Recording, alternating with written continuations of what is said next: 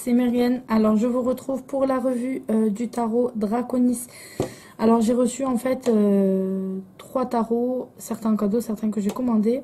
Donc il y avait le tarot Draconis, le Barbieri tarot et le tarot Art Nouveau en mini qui m'a été offert. Et donc après il y a un tarot que j'ai trouvé totalement par hasard à Jiffy, qui est le tarot de l'amour aux éditions d'Eveki. Donc je vais vous faire en suivant ces quatre revues, parce que je pense que je vais bientôt avoir d'autres jeux qui vont arriver courant du mois de juin, et j'aimerais pouvoir vous les présenter quand ils arriveront. Oui, ils arriveront. Donc voilà, donc le tarot Draconis est aux éditions Lo Scarabeo. Donc comme d'habitude, on a une boîte en carton et la taille des cartes est la taille classique qu'on retrouve pour les tarots. Pas trop large et pas trop long non plus. Donc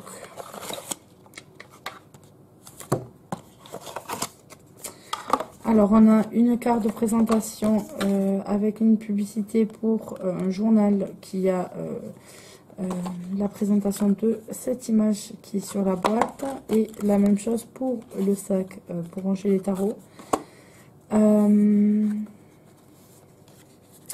Et on a le petit livre qui est vendu avec. Donc d'habitude ils sont tout blancs, etc. Donc là ils ont mis, je sais pas si c'est passé les nouvelles éditions, enfin je sais pas. Et voilà, ils ont mis le dessin là comme ça. Et donc il est en c'est pas sur les lames, je sais pas en combien de langues il est en 6 langues, donc anglais, italien, espagnol, français, allemand et portugais. On a un exemple de tirage qui nous est montré sur la première page, et ensuite on a, donc je nous ai trouvé en français. On a voilà quelques petites pages, donc il n'y en a pas des masses, il y a même pas 9 petites pages qui parlent en français. Donc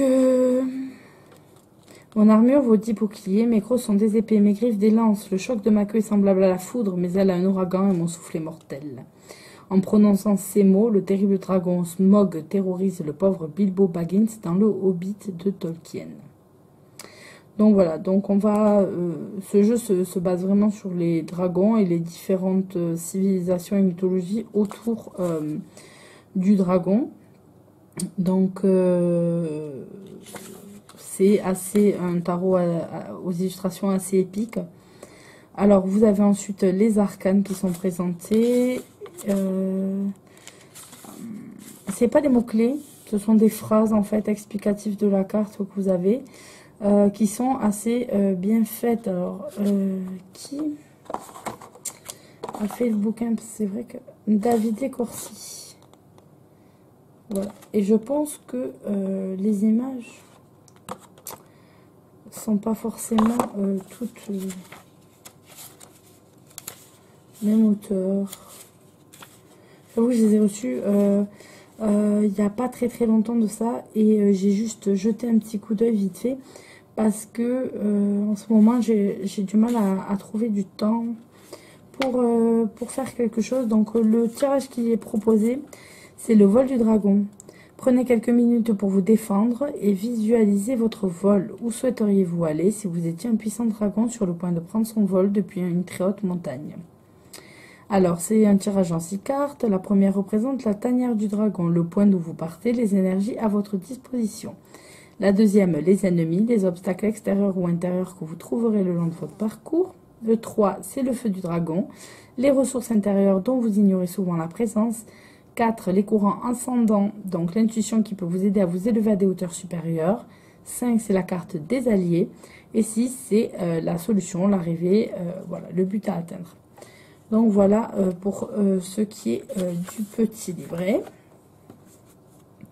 Donc toujours pour Lo Scarabeo, si vous les achetez par exemple sur internet, moi si je peux vous conseiller, c'est d'aller essayer de les trouver comme si vous les cherchiez en anglais, parce que sachant qu'ils sont toujours en 5-6 langues et qu'il y a toujours le français, c'est intéressant au niveau du prix. On peut parfois aller du simple au double en passant comme ceci. en faisant, ouais. Donc on a ce dos là. Alors moi ça me fait penser à Mortal Kombat un peu. Le médaillon là. Donc moi je trouve le dos joli. Après le dos des cartes il est pas totalement lisse. Il est un peu... je sais pas comment dire. Il est pas rugueux mais il est pas plastifié on va dire au dos. Pas lisse quoi. Donc voilà, bon ça ne me dérange pas du tout. Hein. Là vous avez la cote qui est laissée blanche. Et donc bon, voilà la petite carte présentation Tarot Draconis. Et on commence avec les arcanes majeurs. Donc vous voyez qu'il y a rien écrit. Il y a un bord noir qui se marie très bien avec le fond des cartes. Un encadré qui va changer de couleur selon les cartes. Et vous avez 2 fois le numéro donné à la carte. Donc là le fou est représenté par un œuf qui repose sur un trésor d'or de pièces. Ensuite, là, vous avez le battleur, le magicien.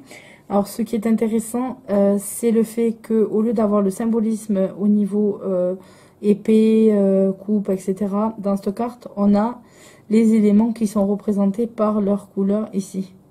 Donc, l'eau, le feu, la terre et l'air. Et donc, je trouve ça assez... intéressant d'avoir décoré cette carte comme ça.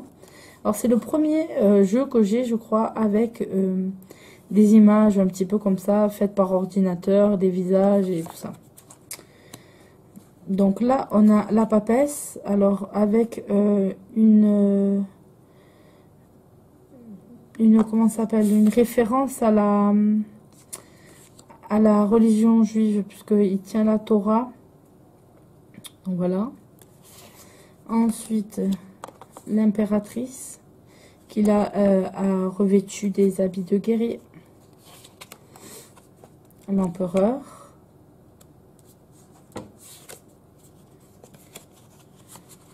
Donc c'est le fond qui est différent, mais ils ont plus ou moins la même position. On a ici le hiérophante. Alors je vous ai dit des bêtises, hein. Toutes les cartes sont faites par David Corsi. Voilà les amants.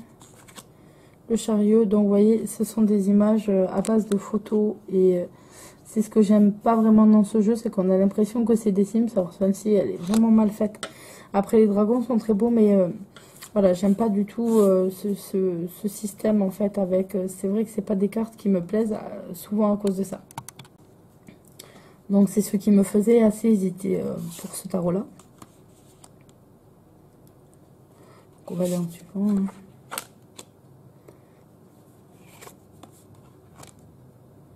La roue avec le symbole de l'Ouroboros, normalement du serpent qui se mord la queue, de l'infini, des cycles qui se répètent. Voilà, donc j'aime bien avoir ce symbole sur la carte de la roue.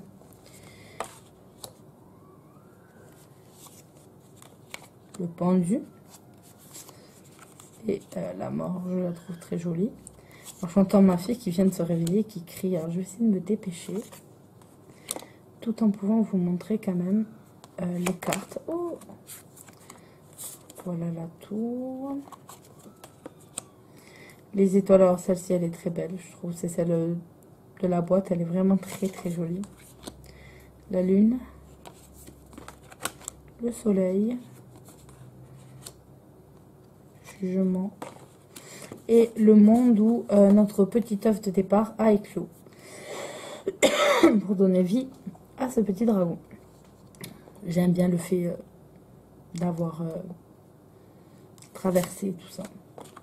Donc là, nous sommes dans la couleur bleue et nous sommes dans les coupes. Donc, les coupes sont représentées en bas, le numéro en haut. Et donc ici, on a l'as avec ce dragon des eaux, si je peux dire ça, qui crache de l'eau. Donc, voilà.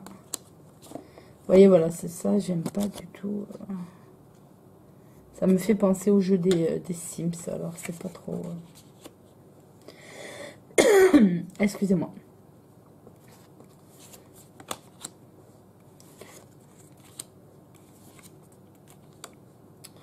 Donc, Après, c'est un très très joli jeu, je trouve. Plein de dragons de couleurs différentes, je sais pas. Ça se voit assez bien parce que je suis... Il y a un nuage qui donne une drôle d'éclairage là, à côté de ma fenêtre.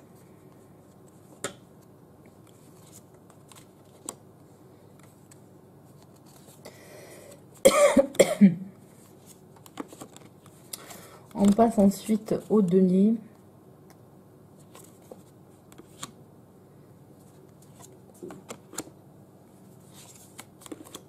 Qui ont la couleur verte. Donc là, on a les couleurs du battleur qu'on a vu tout à l'heure. Avec ces espèces de deniers en flamme verte. Comment dire si vous êtes allé voir le dernier film Warcraft, c'est le Fel. Ça me fait penser à ça.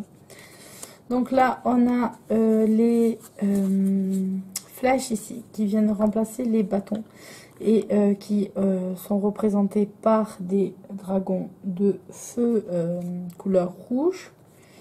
Donc là, c'est bien parce que vraiment, on a, dès qu'on voit la couleur plus ou moins des cartes, on sait déjà dans quelle suite on se trouve. On a de suite la perception. Après, c'est sûr que il faut juste se reporter au numéro, même s'il y a le détail là. C'est vrai que ça nous donne une idée visuelle directe quand on fait le tirage.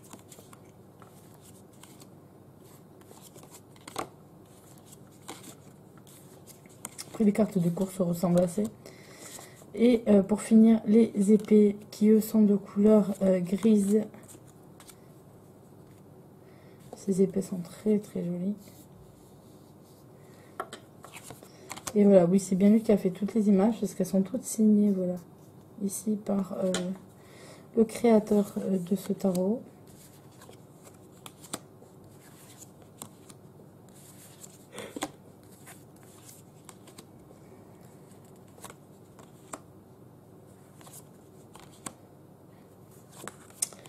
Et donc on finit avec les cartes de cour, vous voyez, qui à chaque fois, le cavalier avec un cheval, ça ressemble vraiment beaucoup pour ce qui est des cartes de cour.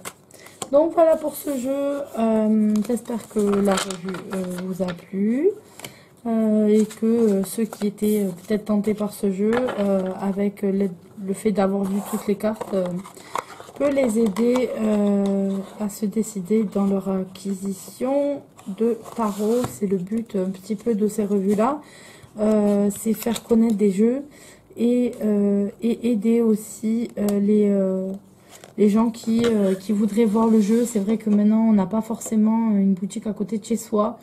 Et c'est vraiment plus facile par internet, mais on n'a parfois pas toutes les cartes. Parfois, on nous montre que certaines cartes et quand on est déçu quand on reçoit le jeu. Parce que c'est pas du tout ce à quoi on s'attendait. Donc, c'est un peu le but de ces revues aussi, c'est aider les gens à se décider dans leur tarot, à trouver le tarot qui leur correspond le mieux. Pour pouvoir travailler le mieux possible. Voilà, je vous dis bye bye, à bientôt pour une nouvelle vidéo.